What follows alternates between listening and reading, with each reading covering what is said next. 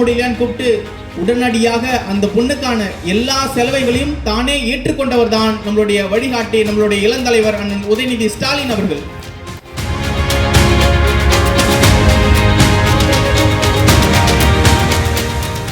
எல்லா மக்களுக்கும் எதையாவது வகையில நாட்டின் நாட்டினுடைய முதலமைச்சர் அவர்கள் அறிவிக்கிற திட்டங்கள் வீடு போய் சேர வேண்டும் என்றுதான். இன்னைக்கு ஒரு வட்டத்தில் நடக்கிற கூட்டம் பார்க்கிறோம். பல்லாயிரக்கணக்கில் தாய்மார்கள் வந்து உட்காந்துருக்காங்க. தாய்மார்கள் எல்லா கூட்டத்துக்கும் வருவாங்க. ஆனா இந்த மாதிரி கைத்தட்டி சிரிச்சு சந்தோஷமா ஒரு கூட்டத்தில் திமுகவின் பேச்சுக்களை செவிமடுப்பது என்பது மதுரை வாயிலில் மட்டுமே நடைபெறுகிற ஒரு அற்புதமான மழை சீரவான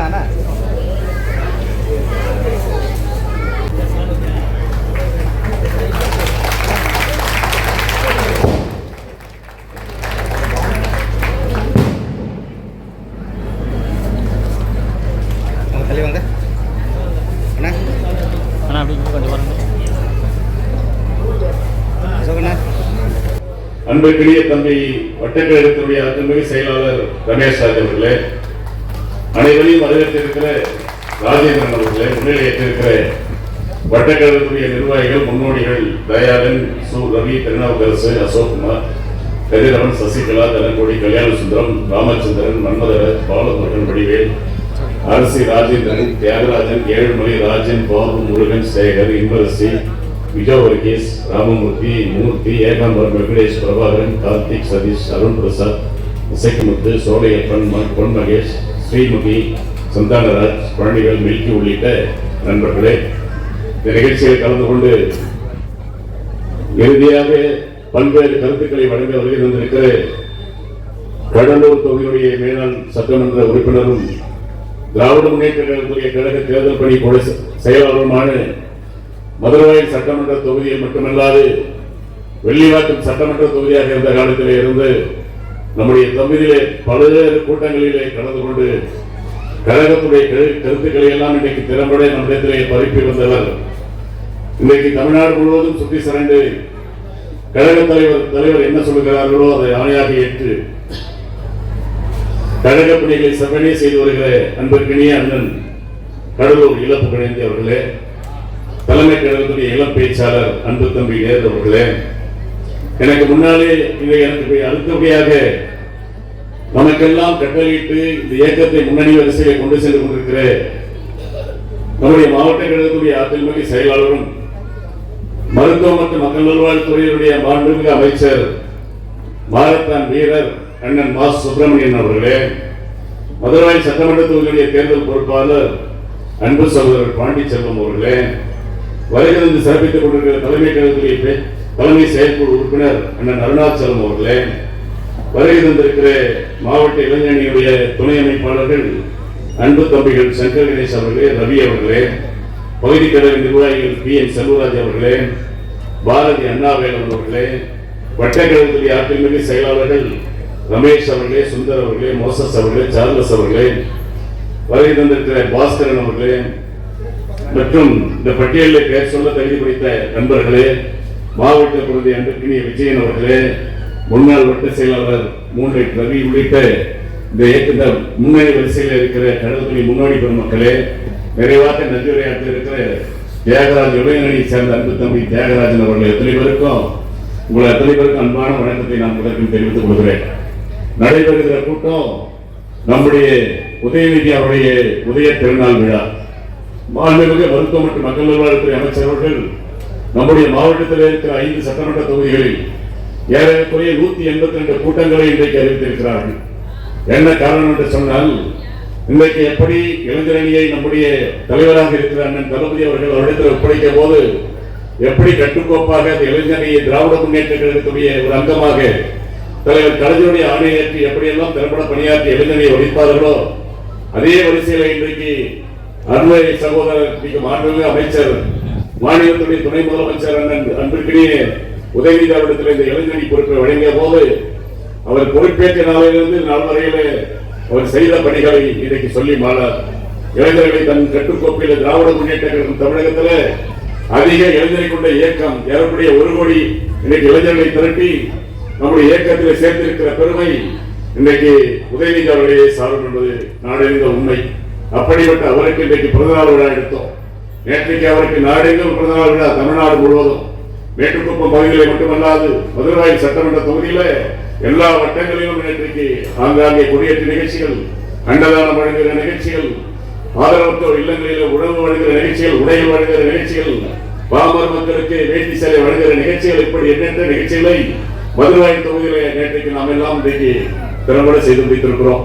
அந்த வரிசையிலே இன்றைக்கு நம்முடைய வட்டக்கழகத்துடைய ஆட்சிப்படி செயலாளர் அன்பு தம்பி ரமேஷ் ராஜ் அவர்கள் இன்றைக்கு தெருமுனை பிரச்சார கூட்டத்தை இங்கே நடத்தி கொண்டிருக்கிறார். அவருக்கு பகுதி திராவிட முன்னேற்ற கழகத்தின் சார்பில் அவருக்கும் அவரோடு இணைந்து பணியாற்றியவர்கள் அன்பு தோழர்கள் அத்தனை பேருக்குமே என்னுடைய இதயமார்ந்த வாழ்த்துக்களையும் நன்றியும் இந்த நேரத்தில் தெரிவித்துக் கொள்ள நான் கடமைப்பட்டிருக்கிறேன். அன்பிற்கினிய பெரியவர்களே, இன்றைக்கு அன்பு தலைவர் கலைஞர் அவருடைய மறைவுக்கு பின்னால் கழக தலைவர் பொறுப்பேற்றவர் நம்முடைய அண்ணன் அன்பு தளபதி அவர்கள் பொறுப்பேற்ற நாளிலிருந்து நாள் வரையில இன்றைக்கு பாராளுமன்ற தேர்தல், 2 பாராளுமன்ற தேர்தலை சந்தித்திருக்கிறோம். 2 பாராளுமன்ற தேர்தலிலும் ஒரு பாராளுமன்ற தேர்தலில் 39 இடங்களை வெற்றி பெற்றோம். சமீபத்தில் நடந்த பாராளுமன்ற தேர்தலில் இந்தியாவில் இருக்கிற மாநிலங்கள் எந்த மாநிலத்திலும் பெறாத வெற்றி. இன்றைக்கு மோடி அவர்களே இன்னைக்கு குட்டிய கரணம் போட்டு சுற்றி வந்தார். அவர் ஆண்ட மாநிலத்தை கூட, குஜராத் மாநிலத்தை கூட அப்படிப்பட்ட ஒரு வெற்றியை பெறவில்லை. ஆனால் இன்னைக்கு தமிழகத்திலே நடைபெற்றுக் கொண்டிருக்கிற திராவிட மாடல் ஆட்சியின் காரணமாக தமிழ்நாட்டு மக்கள் எல்லாம் இன்றைக்கு தமிழ் தலைவர் தளபதி அவருடைய பின்னால் நிற்கிறார்கள் என்று கட்டியம் கூறுகிற வகையில் நடந்த முடிந்த நாடாளுமன்ற தேர்தலில் 40க்கு 40 என்ற இன்னைக்கு சதவீதத்தை வெற்றியை இன்னைக்கு தேடி தந்தவர் தமிழ்நாட்டு மக்கள் என்பதை இந்த நேரத்தில் நான் பதிவு செய்ய விரும்புகிறேன். என்ன காரணம் என்று சொன்னால், தலைவர் பொறுப்பேற்ற நாளிலிருந்து அவருக்கு ராசி இல்லை என்று சொன்னார்கள். இன்றைக்கு எண்களை எல்லாம் சுற்றி சொல்லி ஆளுநர் சொல்லிக் கொண்டிருந்தார்கள்.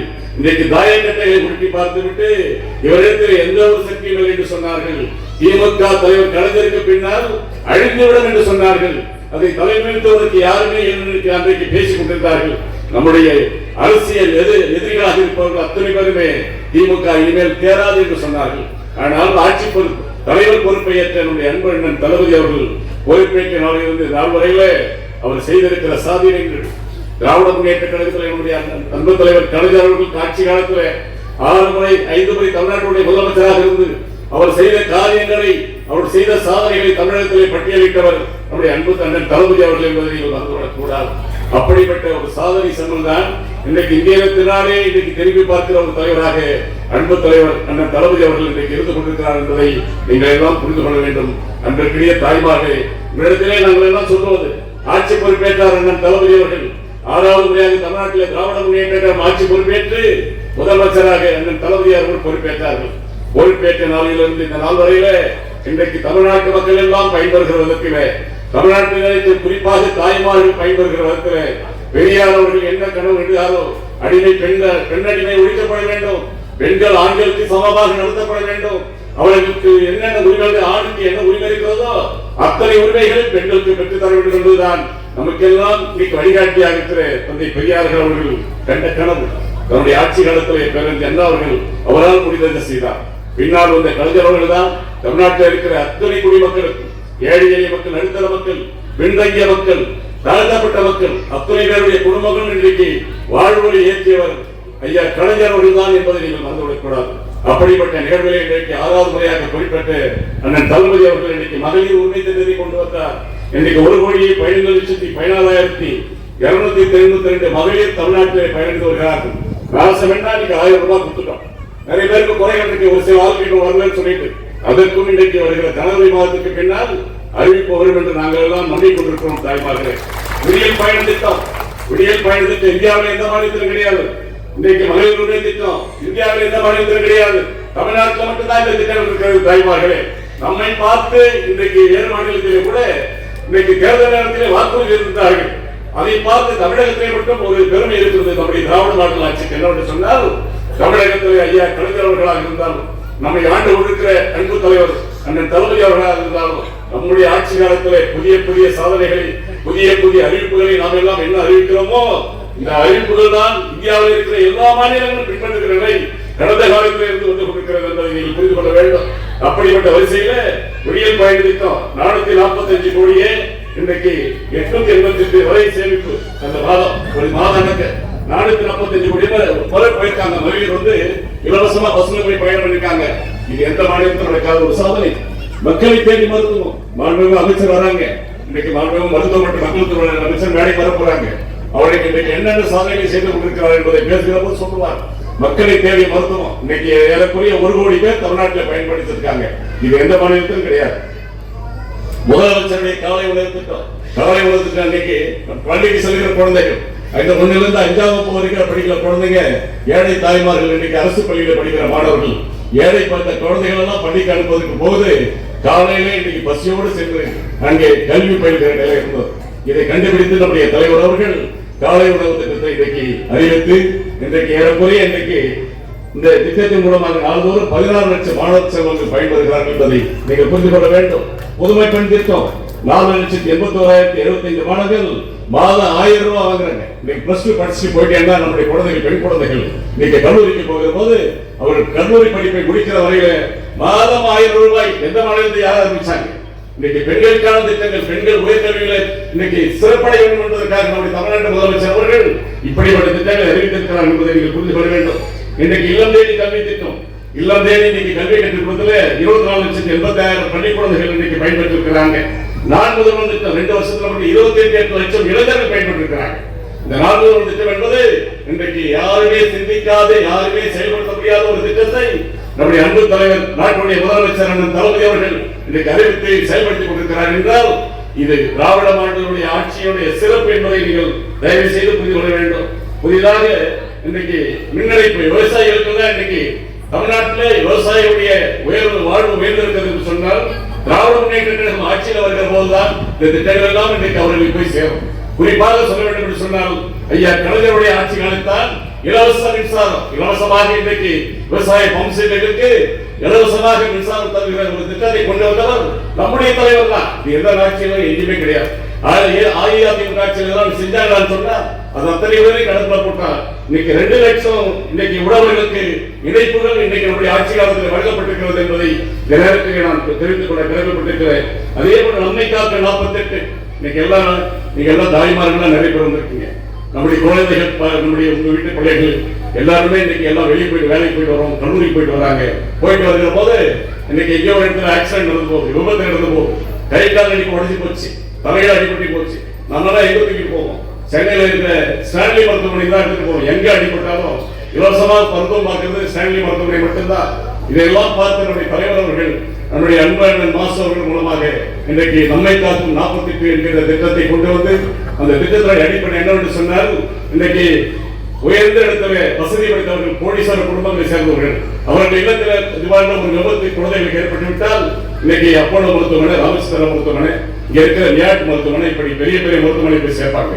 ஆனால் இந்த திட்டத்தினுடைய நோக்கம் என்னவென்று சொன்னால் இதை ஏழை குழந்தைகள் யாராக இருந்தாலும், தமிழ்நாட்டில் இருக்கிற ஏழை குழந்தை யாருக்கு அடிபட்டாலும் இன்னைக்கு 48 மணி நேரத்துக்கு முதலுதவி அளிக்கிற ஒரு வாய்ப்பை எல்லா மருத்துவமனையிலும் முதலுதவி அளித்து அந்த உயிரை காக்கிற ஒரு வாய்ப்பை தமிழகத்தில் இருக்கிற உயர் மருத்துவமனையில் எல்லா மருத்துவமனையிலும் சென்று பார்ப்பதற்கு நம்முடைய தலைவர் அவர்களுக்கு சிந்தித்து நம்மை காக்கும் 48 என்று அந்த திட்டத்தை கொண்டு வந்து, நண்பர்களே, இந்த திட்டம் கொண்டு வந்த நாளிலிருந்து இதுவரையில 2 லட்சம் உயிர்கள் இன்னைக்கு காப்பாற்றப்பட்டிருக்கிறது என்பதை நீங்கள் புரிந்து கொள்ள வேண்டும். இதற்கெல்லாம் மேலாக முதல்வரின் முகவரி திட்டம், மக்களுடன் முதல்வர் திட்டம், இப்படி எண்ணற்ற திட்டங்களை நம்முடைய அன்பு தலைவர் தமிழகத்திலே கொண்டு வந்து சிறப்பாக பணியாற்றி வருகிறார்கள் என்பதை தயவு செய்து புரிந்து கொள்ள வேண்டும். நீங்க எல்லாம் பேசுறாங்க, முன்னாடி பேசுகிற போது இந்த நம்முடைய தம்பி ரவி போன்றவர்கள், இன்னைக்கு முன்னாடி ராஜேந்திரன் போன்றவர்கள் பேசுறாங்க. இங்க எல்லாம் இருக்கிறாங்க, அதிமுக சேர்ந்திருக்கிறாங்க, அதிமுக கவுன்சிலர் கூட இருந்தார், 5 வருஷம் இருந்தார். அவர் என் கூட நானும் கவுன்சிலர் இருந்தேன் 2011 வரைக்கும். அவர் என்னென்ன பேசாரு எல்லாமே தெரியும். இன்னைக்கு கேட்பார் இல்லாம கிடந்தது. தமிழ்நாடு முன்னேற்ற கழக ஆட்சி வந்து தமிழகத்தில் கார்பரேஷன் திமுக இன்னைக்கு மேயராக இருக்கிற பிரியா அவர்கள் மேயராக பொறுப்பேற்ற பிறகு கூடதான் இன்னைக்கு திட்டங்களை எல்லாம் இன்னைக்கு நாங்கள் கொண்டு வந்திருக்கிறோம். நம்முடைய 148 நெற்குன்றம் பகுதியில் வேண்டுகுப்பம் பகுதியில் எடுத்துக்கிட்டு சொன்னா இன்றைக்கு பாதாள சாக்கடை திட்டங்களை முடிச்சிருக்கிறோம். சென்னை குடிநீர் திட்டம் வீட்டுக்கு வழங்கப்பட்டிருக்கிறது. இன்னைக்கு ஒரு சில பணிகள், ஒரு 10% பணிகள் தான் இன்னைக்கு நிறைவேற்றப்படாமல் இருக்கிறது. அது இந்த திட்டங்கள் எல்லாம் திராவிட முன்னேற்ற கழக ஆட்சியில 2006-11 ஆட்சியில கொண்டு வந்த திட்டங்கள் 10 ஆண்டுகள் கிடப்பில போட்ட அரசு அதிமுக அரசு என்பதை புரிந்து கொள்ள வேண்டும். நான் சட்டமன்ற உறுப்பினராக உங்கள் மூலமாக தேர்வு செய்யப்பட்ட பிறகுதான் இந்த திட்டங்களை எல்லாம் கையில் எடுத்து வருகிற தேர்தலுக்குள்ளாக இந்த திட்டங்களை மக்களுக்கு சென்றடைய வேண்டும் என்று இன்னைக்கு இரவு பகல் பாராமல் சம்பந்தப்பட்ட அதிகாரிகள் எல்லாம் அழைத்து இந்த கான்ட்ராக்ட் எடுத்தவங்க யார் தெரியுமா? முன்னாள் அமைச்சர்கள் பினாமிகள். அவர் இடத்துல வேலை வாங்குறது சாதாரண விஷயம் இல்லை. எத்தனை கூட்டம் போட்டோம்னு சொல்லி நம்ம கழகத்தோட எத்தனை பேர் தெரியும். வெரைட்டி வேலை வாங்கி இன்னைக்கு நம்முடைய மதுரை தொகுதியில் இருந்த 15 வட்டங்களில் 7 வட்டங்களில் இந்த பணிகள் இன்னைக்கு முடிக்கப்பட்டிருக்கிறது. இன்னும் 10% பணிகள் தான் இன்னைக்கு நிறைவேற்றப்பட இருக்கிறது என்பதை நீங்கள் புரிந்து கொள்ள வேண்டும். கால்வாய் திட்டங்கள், நாம் இன்றைக்கு ஆட்சியை கொண்டு வந்த திட்டங்கள், சாலை பணிகள் முழுவதுமாக இன்னைக்கு போடப்பட்டிருக்கிறது. வருகிற ஜனவரி மாதத்திற்குள்ளாக இந்த வட்டத்தில் இருக்கிற எல்லா சாலைகளும் இன்னைக்கு போடப்பட வேண்டும் என்று நம்ம தமிழ்நாடு முதலமைச்சர்கள் அறிவிக்கப்பட்டு இன்னைக்கு எல்லாத்தையும் அளவெடுத்து எஸ்டிமேட் போட்டு தயார் பண்ணி இதெல்லாம் போயிடுச்சு. ஜனவரி மாதம் பிப்ரவரி மாதத்துக்குள்ள இந்த வட்டத்தில் என்னென்ன சாலைகள் ஒரு சந்து பொந்துகளை விடாம எல்லா சாலைகளையும் போட்டு முடிக்க வேண்டும் என்று மாண்புமிகு தமிழ்நாடு முதலமைச்சர்கள் இன்னைக்கு ஆணையிட்டிருக்கிறார்கள். அந்த ஆணைகள் எல்லாம் கூடியவர்கள் நிறைவேற்றப்பட இருக்கிறது என்பதை உங்களுக்கு எல்லாம் தெரிவித்துக் கொண்ட உங்களுடைய சட்டமன்ற உறுப்பினர் வாக்கு சேகரித்த போது நான் நீங்கள் இட்ட பணிகளை உங்களோடு இருந்து பணியாற்ற என்ற உறுதியை தந்தேன். அந்த அடிப்படையில் நான் செய்த பணிகளை உங்களுக்கு பகிர்ந்து கொள்ள விரும்புகிறேன். தூமறிவர்ல முதல் மழை நான் மழை ஜெயிச்சு வந்தோம் 2001 பெரிய மழை. 2021 பெரிய மழை, பெரிய மழை பெய்யுது. அதுல ஏறக்குறைய 3 பேர் வந்து இந்த தரைப்பாலத்துக்கு அடிச்சுட்டு போயிட்டாங்க.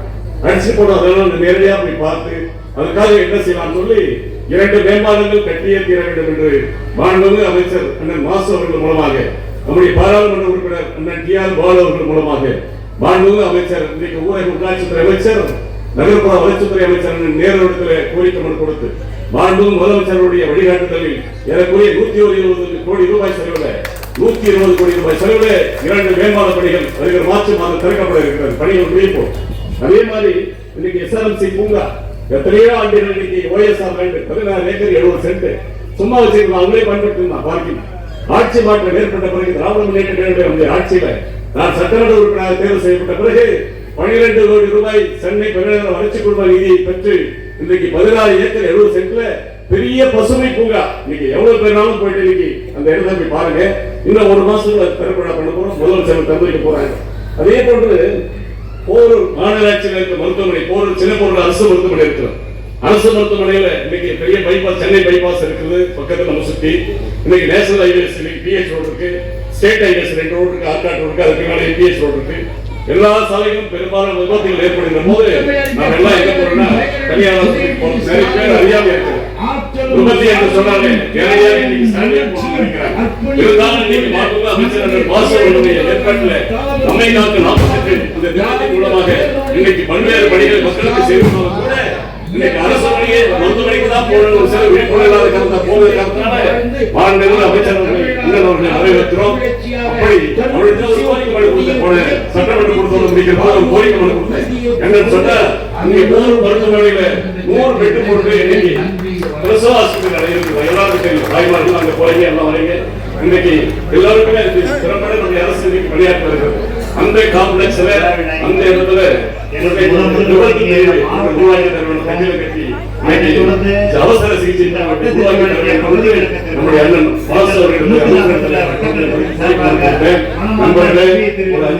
முன்னால் தான் இன்னைக்கு என்ன தீர்வு என்று சொன்னால் 4 கோடி ரூபாய் நிதி ஒதுக்கீடு செய்து அங்கே அரசு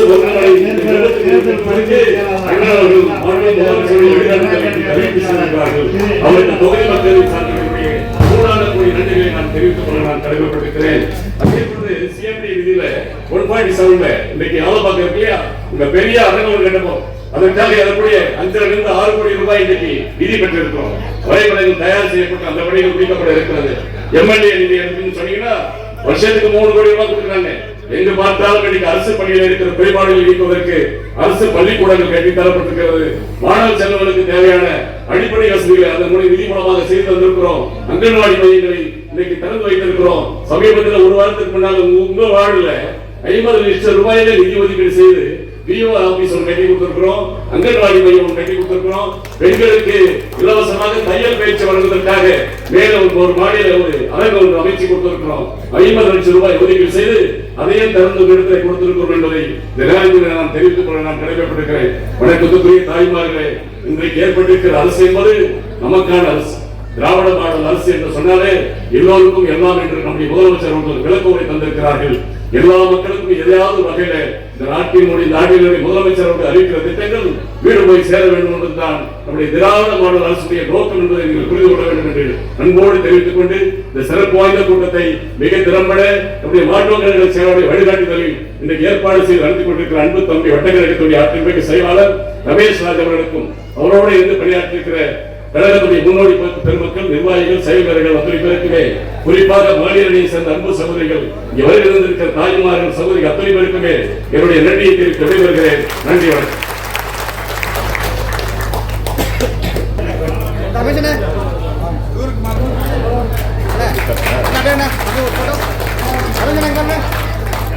நூத்தி 48வது வட்ட திராவிட முன்னேற்ற கழகத்தின் சார்பில் திராவிட முன்னேற்ற கழகத்தின் இளைஞரணியின் செயலாளரும்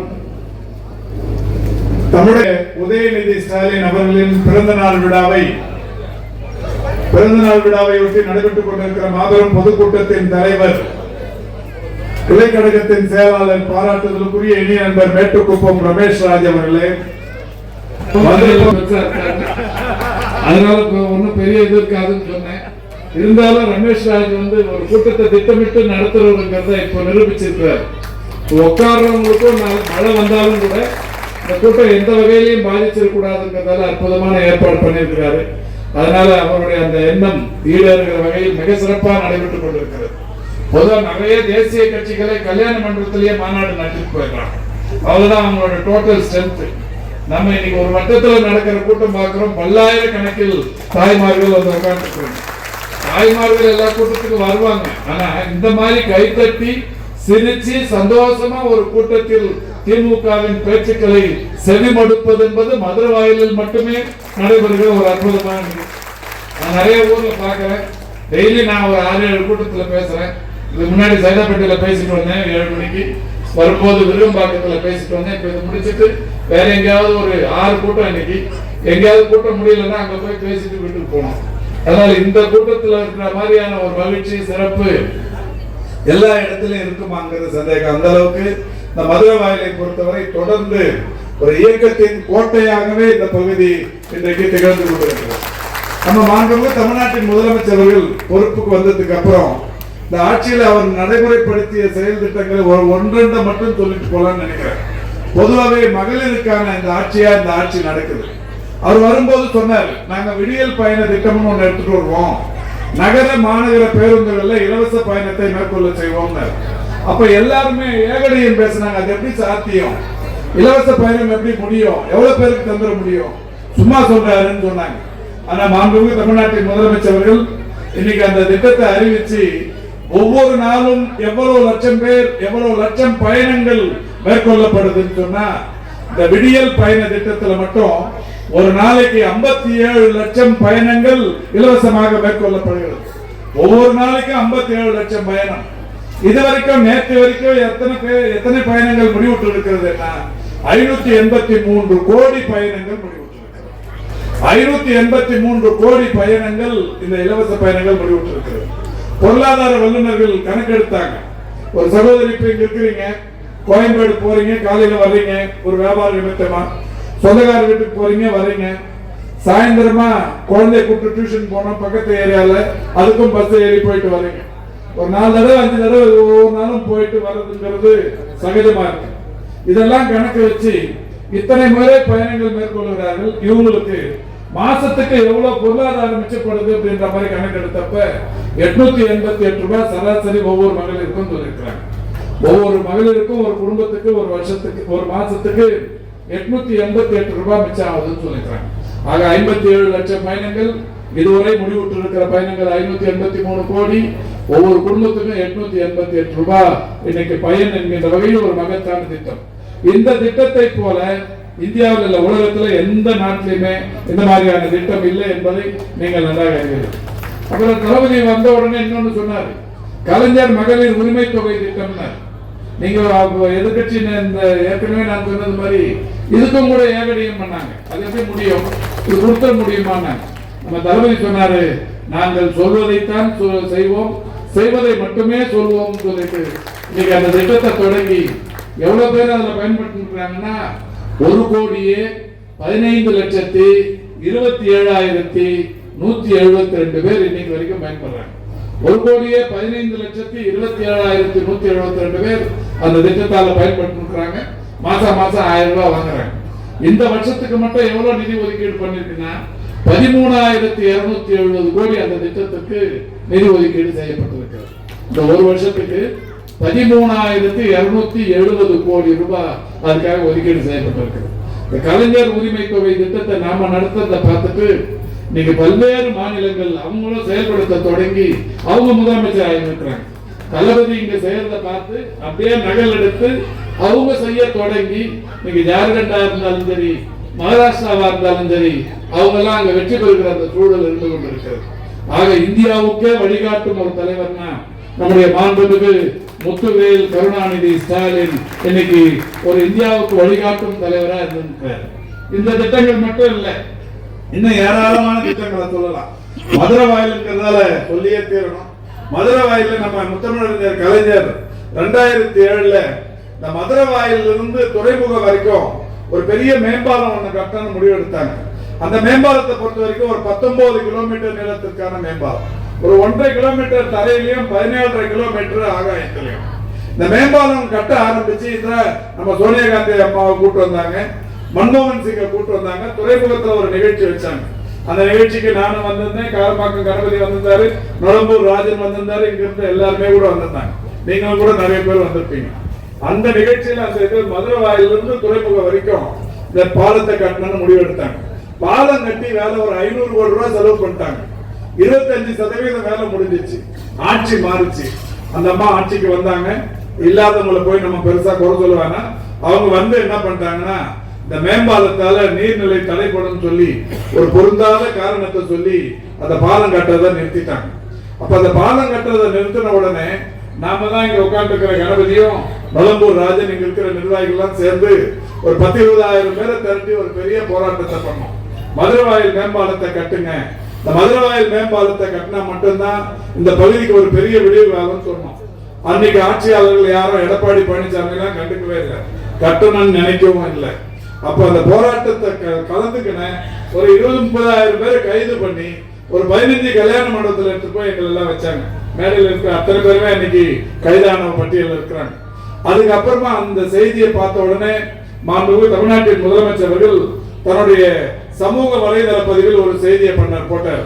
நீங்க இன்னைக்கு கட்டல பரவாயில்ல, இது கட்டினா கலைஞருக்கு பேர் வருங்கிறதால கட்டாம விட்டீங்க. இந்த பாலத்தை கட்டியிருந்தா 17 கிலோமீட்டருக்கு உயர்மட்ட பாலம்னா இந்தியாவிலேயே இதுக்கு விட கூடுதலான நீளமுள்ள பாலம் வேற எங்கேயும் இல்லை.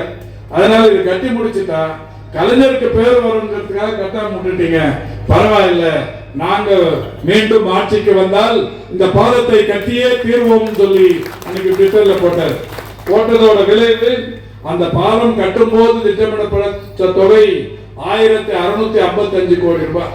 இந்த பாலத்தை ஒழுங்கா அப்பயே கட்டி முடிச்சிருந்தாங்கன்னா இதுக்கு எவ்வளவு செலவாயிருக்குன்னா 1655 கோடி செலவாயிருக்கும். இப்ப தலைவர் அப்ப கட்ட முடியாம போனதால ஓரடுக்கத்தானே நீ கட்ட முடியாதுன்னு சொன்ன, இப்ப நாங்க ஈரடுக்கு பாலத்தை கட்டுகிறோம் சொல்லி இன்னைக்கு அதுக்கான நடைமுறைகளை மேம்படுத்தி 5611 கோடியே 70 லட்சம் மதிப்பீட்டுல இன்னைக்கு ஈரடுக்கு பாலம் கட்டுறாங்க. மதுரை வாயில தொடங்கி துறைமுகம் வரைக்கும் டபுள் வே பிரிட்ஜ், ஈரடுக்கு மேம்பாலம். நம்ம பாட்டுக்கு மதுரை வாயிலுக்கு இனிமே ஒரு பெரிய அளவுல பொருளாதார முன்னேற்றம் வந்துடும். அந்த பிரிட்ஜை கட்டி முடிச்சாச்சுன்னா தமிழ்நாடு இல்ல, இந்தியா இல்ல, உலகத்தில் இருக்கிற பல நாடுகள் இந்த டபுள் வே பிரிட்ஜ் 19 கிலோமீட்டர் நீளத்துக்கு ஒரு 5600 கோடி ரூபாய் மதிப்புல கட்டின பாலம் எங்க இருக்குன்னு சொல்லி சுத்தி பார்க்கவே வருவாங்க மதுரை வாயில். அந்த அளவுக்கு மதுரை வாயிலுக்கு ஒரு பெரிய பெருமை கிடைச்சிடும். அந்த பாலம் கட்டும் பணியினை நம்முடைய மாண்புமிகு முதல்வர் தொடங்கி இருக்கிறார். இப்படி இந்த பணிகளை எல்லாம் நானே நீண்ட நேரமாக பேசிக் கொண்டிருக்க முடியும். என்றாலும் பெருமதிப்பிற்குரிய அண்ணன் கடலூர் புகழேந்தி வந்து இங்க பேச இருக்கிறார். அவர் வந்தாலும் சொன்னார், நான் இங்கெல்லாம் ஏற்கனவே பேசியிருக்கிறேன். நீங்க பேசியிருக்கிறீங்க, பல தடவை பேசியிருக்கிறீங்க, எத்தனை தடவை கேட்டாலும் உங்க பேச்சு இந்த பகுதி மக்களுக்கு பிடிக்கும். அந்த வகையிலே தான் நீங்கள் இங்க வந்திருக்கிறீர்கள். அதுக்காக எங்களுடைய நன்றியை தெரிவித்துக் கொள்கிறோம். அன்புக்கினிய தம்பி நேரு அவர்கள் இன்றைக்கு தன்னுடைய கால்தடத்தை மதுரை வாயிலில் பதித்திருக்கிறார். நிச்சயம் தமிழ்நாடு முழுவதும் இருக்கிற கழக மேடைகள், பல்லாயிரக்கணக்கான மேடைகள் உங்களுக்காக காத்திருக்கிறது. அதற்கான வழிகாட்டுதலை மரியாதைக்குரிய உதயநிதி ஸ்டாலின் அவர்கள் செய்திருக்கிறார் என்று சொல்லி பிறந்த நாள் விழா காணும் திரு உதயநிதி அவர்களுக்கு உங்கள் அனைவரின் சார்பிலேயும் மனமார்ந்த வாழ்த்துக்களை, பாராட்டுக்களை கூறி விடைபெறுகிறேன். நன்றி, வணக்கம்.